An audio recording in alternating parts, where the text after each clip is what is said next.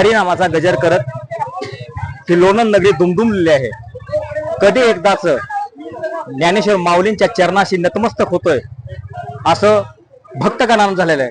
तुम्ही पाहू शकत असाल अशी आमचे कॅमेरामन दाखवतील की ही जी लाईन लागलेली आहे पूर्ण लाईन ही माऊलींचं दर्शन घेण्यासाठी लागलेले आहेत। तासन तास लाईन मध्ये भक्तगण आपल्या माऊलींच्या चरणावरती नतमस्तक होण्यासाठी प्रतीक्षा करत आहेत। आणि या लोणंद नगरीमध्ये येणारे भक्त भाविक आणि वारकरी यांच्यासाठी जे पवित्र असं अन्नदानाचं काम केलं जातं ते मयुरेश्वर गणेश मंडळ लोणंद यांचा अतिशय स्तुत्य असा उपक्रम म्हणजे लोकांना, वारकऱ्यांना आणि भक्तगणांना येणारे भक्तगण जे आहेत ते उपवासी राहू नयेत। वारकऱ्यांना आपल्या पोटाचं पोट भरण्यासाठी किंवा एक प्रसाद घेण्यासाठी म्हणून यांची कित्येक वर्ष झालं अखंडित अशी सेवा या मंडळातर्फे चालू आहे। आणि या मंडळाचं अध्यक्ष आपल्याशी मंडळाचे संस्थापक अध्यक्ष लक्ष्मण तात्या शेळके हे आपल्याशी सविस्तर अशी चर्चा करतील। आज या लोणंद नगरीचे ते माजी उपनगराध्यक्ष हे राहिलेले आहेत। आज ते आजी नगरसेवक आहेत आणि या पदावरती काम करत असताना मयुरेश्वर मंडळ गणेश मंडळ या गणेश मंडळाविषयी ते थोडंसं सांगतील। आपण त्यांच्याशीच जाणून घेऊया की हा जो तुमचा अन्नदानाचा जो उपक्रम आहे तो किती वर्षापासून चालू आहे आणि तुम्ही येणाऱ्या भक्त भाविकांना आणि वारकऱ्यांना काय सांगताल? गेली 30 वर्ष झालं इकडे ते मयुरेश्वर मित्र मंडळ संपूर्ण असणारे संचालक सभासद ते गेली 30 वर्ष झालं या ज्ञानेश्वर महाराजांच्या लोणंदमध्ये पालखी मुक्कामी येत असताना खरं पाहिलं तर कोल्हापूर, रत्नागिरी, पश्चिम महाराष्ट्रातून बरेच भाविक या ठिकाणी येत असतात। परंतु आमच्या लोणंदकरांचं एक भाग्य आम्ही समजतो की या लोणंदमध्ये आम्हाला त्या वारकऱ्यांची सेवा करण्याची खरं संधी मिळते। म्हणून आमचा लोणंदचा नागरिक कुणी धावल त्या माणसाला 2 घास खाऊ घालणे हा उपक्रम गेली अनेक वर्ष लोणंदकर राबवतात आणि त्याच माध्यमातून हे मयुरेश्वर मित्र मंडळ गेली 30-35 वर्ष झालं या भाविकांना, वारकऱ्यांना अन्नाची सोय करतं। त्यांच्या अडचणीला, त्यांच्या निवाऱ्याची वगैरे जे काय तिथं उपलब्ध आमच्याकडून जे होईल त्या पद्धतीने आम्ही त्यांची सेवा करण्याचं मनोदय गेली 30 वर्षापासून हे मंडळ करत आहे। आज सातारा जिल्ह्यामध्ये पहिलाच मुक्काम लोणंद या ठिकाणी माऊलींचा आहे। हे तुमच्या लोणंदकरांचं अहोभाग्य आहे की सातारा जिल्ह्यातील पहिला मुक्काम या लोणंद नगरीमध्ये होणं। त्या माऊलींच्या विषयी आणि त्या माऊलींच्या आजच्या मुक्कामाविषयी तुम्ही काय सांगताल? नाही, या ठिकाणी लोणंद मध्ये जरी पहिला मुक्काम असेल तर अनेक वर्ष या ठिकाणी 2 मुक्काम 3 मुक्काम सुद्धा झालेले आहेत। 1, 2, 3 मुक्काम झालेले असताना सुद्धा लोणंदचे नागरिक, लोणंदचे नगरपंचायत, लोणंदचे सर्वच मंडळ असतील, संस्था असतील, काय संघटना असतील हे आपले तन मन धन लावून या वारकऱ्यांची सेवा करतात।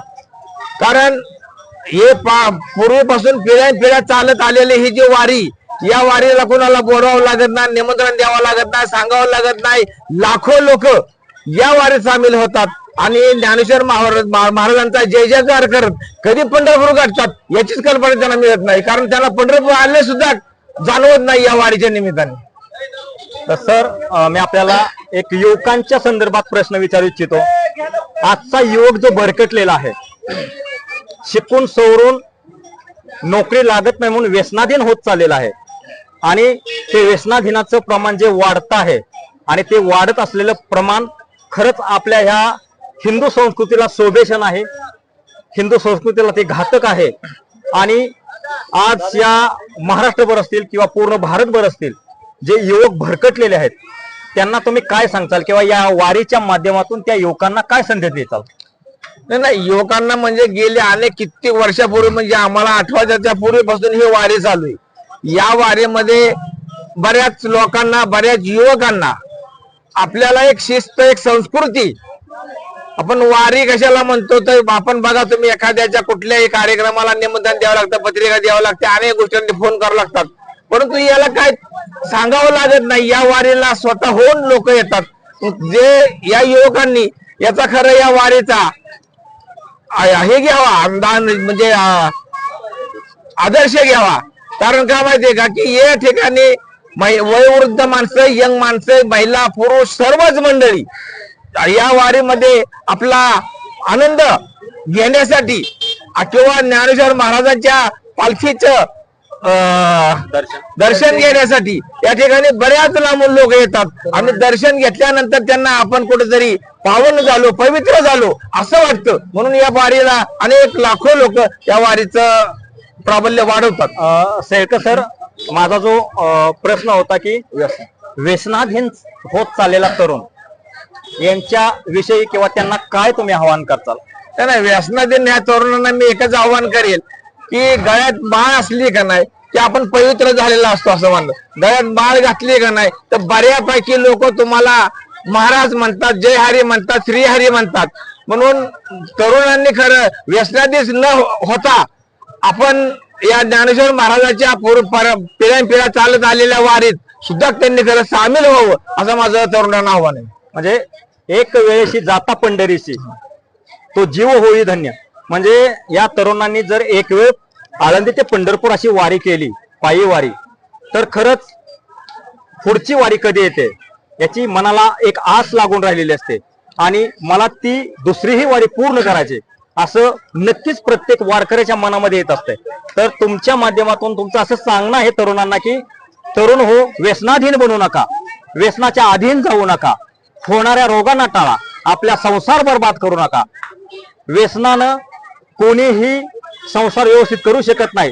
तुमच्या एका व्यसनाधीनानं संपूर्ण कुटुंब वेठीस धरलं जातं. परंतु एक वेळ जाताच पंढरीशी, तुम्ही पंढरीला एक वेळ वारी, पायी वारी करा आणि बघा तुम्ही तुमच्यामध्ये काय बदल होतो. आता आपण बघतोय की शेळके सरांनी त्यांच्या मयुरेश्वर गणेश मंडळाच्या माध्यमातून गेली कित्येक वर्ष, म्हणजे अगदी 35 वर्ष त्यांनी हा अन्नदानाचा जो उपक्रम राबवलेला आहे. येणारे भक्तगण, येणारे वारकरी कुणीही उपाशी राहू नयेत.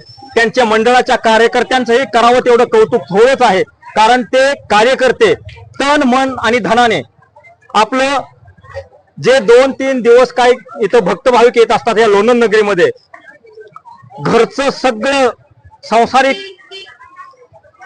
मोह बाजूला सोडून आपल्या या मंडळासाठी झटत असतात, झगडत असतात आणि येणाऱ्या प्रत्येक भक्त भाविकांना पवित्र असं अन्नदानाचं काम करत असतात. मी आत्ताच बघितलं की जाणारे जे भक्त भाविक आहेत त्यांच्या हाताला धरून ते आणतायत आणि 2 घास तरी खा, या मयुरेश्वर गणेश मंडळाचा तुम्ही प्रसाद घ्या असे ते आवर्जून त्यांना सांगतात आणि येणाऱ्या प्रत्येक भक्त भाविकांना ते अन्न सेवन करण्याची विनंती करतात.